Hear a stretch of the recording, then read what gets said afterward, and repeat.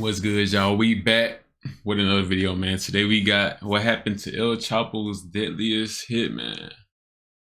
We finna see what the boy talking about. El Chapo, he locked up, not coming out, and not getting out. You know he not getting out.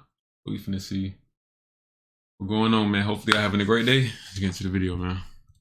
Every king has an army, and every army has generals. In El Chapo's kingdom of cocaine and violence, there were four generals whose acts of violence and bloodshed laid the fearsome foundations of the Sinaloa cartel. However, with El Chapo captured and behind bars, what happened to these men? Did they share a similar fate with their boss, or are they still active in the criminal undergrounds? Let's find out. Number 1. Manuel Aponte Alejandro Gomez Diaz. In the cartel, Manuel Aponte Alejandro Gomez Diaz was also referred to as El Bravo, which means the fierce one. A disciplined and high-ranking member of the Sinaloa cartel, Aponte's story is one fit for the silver screen. Unlike El Chapo's other sicarios, Aponte did not begin his life as a societal outcast. He was born on the 10th of December 1974 in the city of Chilpancingo, Guerrero, Mexico, and the man would choose to become a member of the Mexican Armed Forces. Yes, as crazy as it sounds, from 2000 to 2006, Aponte served under the Mexican Army before he became a professional hitman, drug trafficker, and close lieutenant of El Chapo. This treacherous carpet-crossing event happened when Aponte was sent on a mission by the Mexican Armed Forces to track down El Chapo. However, when he came face to face with the Sinaloa cartel boss, El Chapo bribed him into switching sides and coming to work for him. Over time, El Chapo would trust Aponte so much that he also instructed him to spy on other Sinaloa cartel members and fish out crazy, bro. Eventually, he was searching for El Chapo, and El Chapo bribed his nigga. And Aponte was instrumental. Money can do anything, bro. That ain't arrest by building tunnels in northern Mexico. It was Aponte who kept El Chapo one step ahead of the Mexican army. In 2012, he became a part of the squad that kidnapped a Mexican Navy operations coordinator named Rodrigo Vinas.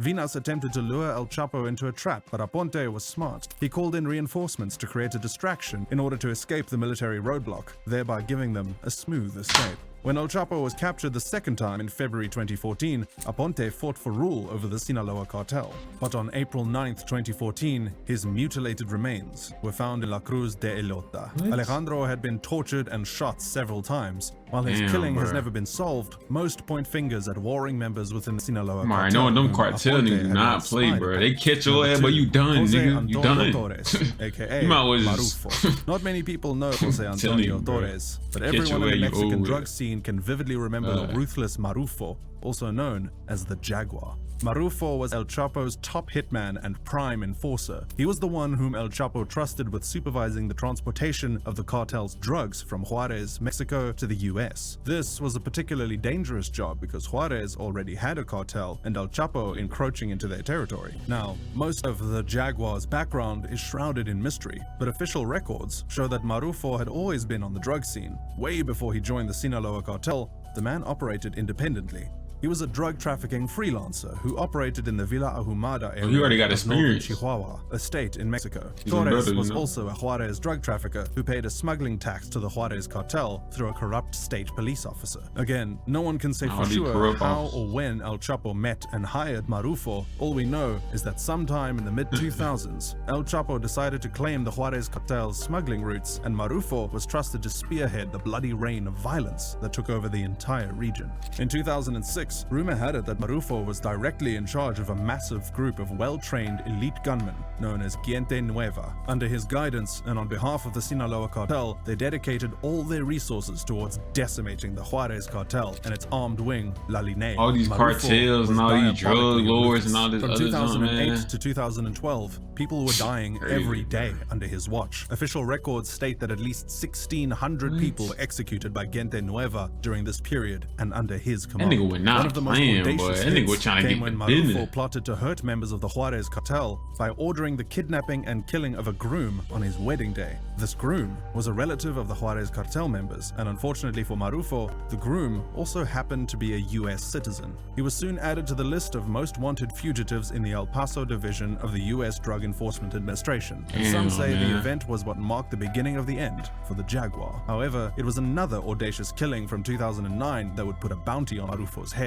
On the 3rd of September of that year, masked men under direct orders from Marufo barged into a military education center in Ciudad Juarez, gathered all the 20 patients together against a wall, and shot every one of them. 18 patients died that day, and the remaining 2 were critically wounded. Eventually, Marufo was hunted down, captured, and extradited to the US. Today, he is serving a 40-year sentence in an Arizona prison facility. Number 3, Mario Iglesias. You already know, boy. Mario was once the head of El Chapo's Sinaloa cartel hit squad. He is also known as the Grim Reaper because he was a ruthless assassin. While he involved himself in a lot of other crimes, it was his ability to coldly and efficiently kill thousands of people that made him an assassin that other assassins within the Sinaloa cartel looked up to. Mario joined the Sinaloa cartel in 2008 and took orders directly from El Chapo. In just 4 years after joining the cartel from 2008 to 2012, Mario was directly responsible for the death of at least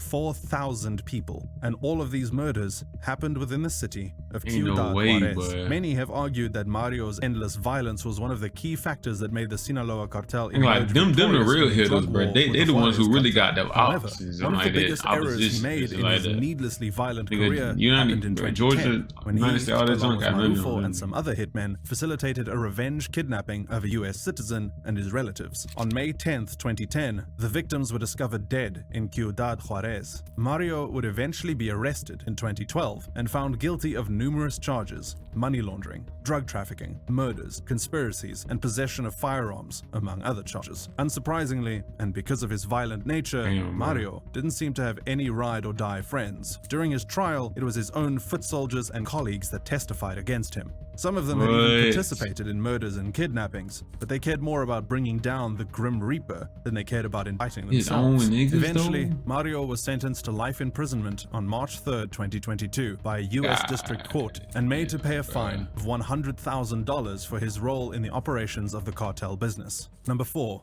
Orso Ivan Castellun.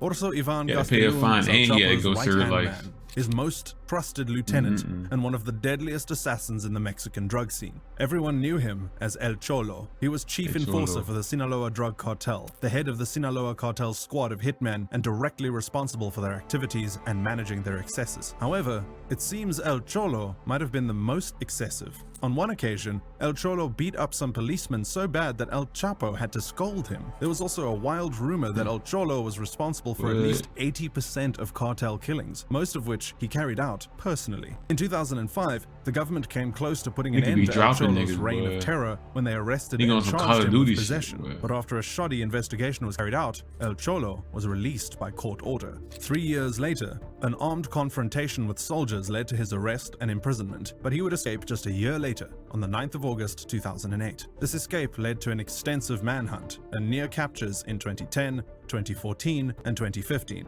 In 2013, while the army was chasing a convoy of armed men that was reportedly carrying El Cholo, they shot and killed his partner, a beauty queen named Susan Flores. At the time, she was just 22 and had fallen for the violent hitman while she was studying at a university in Culiacan. Her death hurt El Cholo so much that barely a month after the tragic incident, residents of her hometown woke up to find 67 narco banners hung around their town. The banners read, "The soldiers killed her because they came to kill me and they couldn't. The girl had never carried guns, much less fired them. Sincerely, Cholo Ivan." Eventually, on the 8th of January 2016, El Cholo was captured with El Chapo in a targeted raid of the drug lord's safe house in the Sinaloa Pacific coast city of Los Mochis. Initially, El Cholo and El Chapo were able to escape through a tunnel. However, they were arrested at checkpoint by local police. While El Chapo has since been extradited and sentenced to life imprisonment in a supermax prison, El Cholo has tried and failed to appeal his extradition. When he inevitably faces a court in the US, he would likely suffer the same fate his boss is currently suffering, a lifetime behind bars for his lifetime of violent crimes. Damn, bro.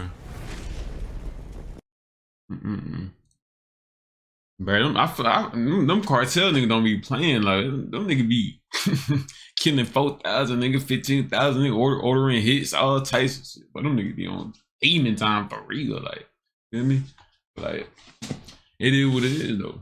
But hopefully you guys like the video, man. That was El Chapo's Deadliest Hitters. Why ain't his hitters no more? But it is what it is, man. Hope you guys like the video.